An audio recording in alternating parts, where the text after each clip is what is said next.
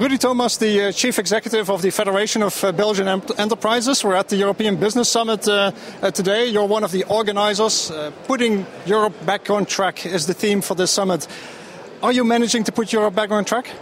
Well, at least we asked the CEOs in Europe what they think has to be done to put Europe back on track. And basically, we were impressed by the optimism of the CEOs in the sense that they believe Europe can indeed in 2020 be an important economic bloc on the world scene.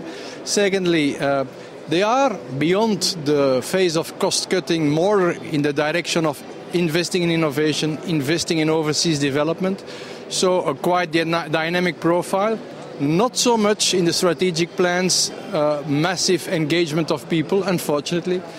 And we also saw a few messages from them towards the European Commission, towards the European Council. And that is number one, we are still very much fearing that financial instability, the problems of the banks will resurface again. So do something about it and do it quickly. Secondly, clearly they want that Baroness Ashton massively invests in economic diplomacy towards Asia, so that and the business and the European Commission is building a bridge, political and business bridge with Asia. Then also is a kind of autocriticism with respect to digital Europe. 2/3 of the CEOs consider that we can derive much more from the potential of ICT. 50% of the productivity gains of European companies are derived from changes based on ICT solutions. We do not do enough of that. And digital Europe also in the companies must more become a reality. And finally, with respect to SMEs, the highest score we got is 71% says the problem for the development of the SMEs is bureaucracy.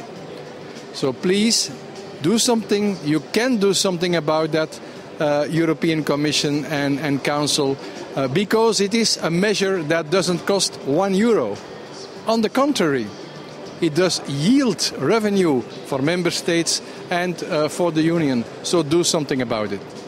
Allow me to play devil's advocate. Over the past few years, we've had similar reports, similar messages also on innovation, on bureaucracy, on red tape, from the European business community going to Europe's politicians, going to the European Commission and the heads of the European governments. What is new in the message that you're sending out today? The biggest crisis since the 30s, that's new. And not only because it's just a big crisis, but because a page has been turned in world history, in the sense that with this deep crisis, we have turned the page of a unipolar world versus a multipolar world, where China will be important, India will be important. So Europe really must now compete with several big blocs, and we can only win this race, or at least have a good result in this race, is if we come together. A report produced by one of the major consultants indicates that by 2050, there will be in the top 7 in the world, in terms of economic power, no European country anymore. Today, there are 4. In 2005, there were 4 of those countries. So we will count in the future if we are together, we stick together and we create economic governance. It is the crisis that is the new element. Belgium will take over the presidency of the European Union in second half 2010. What single concrete point would you like to see implemented under the Belgian presidency? The single concrete point is economic governance. So we have already monetary governance through the ECB. We must have economic governance. On top of that, we have a number of specific points, the European patent, we have digital Europe, we have also the clean tech, where I really think we should transform our technical leadership in Europe in market leadership, so that we can create the millions of jobs which the green tech might bring to us.